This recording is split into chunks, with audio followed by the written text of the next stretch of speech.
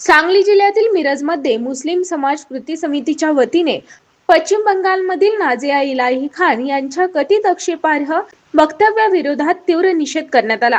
Social मीडियावरील एका YouTube चॅनेलवर प्रेषित हजरत मुहम्मद पैगंबर यांच्याविषयी कथित आक्षेपार्ह वक्तव्य केल्याचा आरोप करत संबंधितांवर कठोर कायदेशीर कारवाई करण्याची मागणी समितीने केली।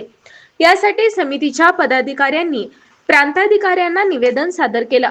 समितीच्या निवेदनानुसार या कथित वक्तव्यामुळे मुस्लिम समाजाच्या धार्मिक भावना दुखावल्या गेल्या असून समाजात तीव्र नाराजीचे वातावरण निर्माण झाले।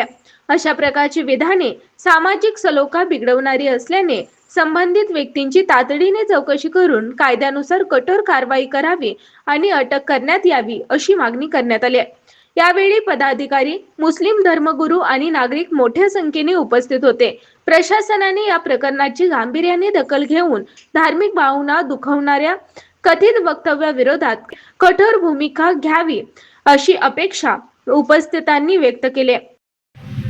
आज मिरज प्रांताला समस्त मुस्लिम समाज सांगली जिल्ह्याच्या वतीने मिरजेतील सर्व शांतताप्रेमी नागरिकांनी एकत्र येऊन जे नाझिया इलाही जे मुस्लिम समाजाचे प्राणाहून प्रिय, रक्ताहून प्रिय, आमच्या आई वडिलांपेक्षा प्राणांवरती त्या आमच्यासाठी प्रिय असणार आहे, त्यांच्याबद्दल आक्षेपार्ह विधान करून समस्त मुस्लिम जगाच्या धर्तीवर मुस्लिम समाजाच्या भावना दुखावलेल्या आहेत। आणि असं जेणेकरून ज्या राज्यामध्ये असले जे माथेफिरू असतील आणि जे समाजामध्ये भांडं लावून देशामध्ये अशांतता निर्माण करण्याचा जे कोणी प्रयत्न करत असेल त्यांच्यावर राष्ट्रीय सुरक्षा कायदा अंतर्गत कारवाई होऊन त्यांना जबर शिक्षा होईल, जेणेकरून भविष्यामध्ये कुठल्याही समाजाच्या, कुठल्याही धर्माच्या, कुठल्याही पंथाच्या महापुरुषाच्या बाबतीत अपशब्द आणि आक्षेपार्ह विधान करणार नाही।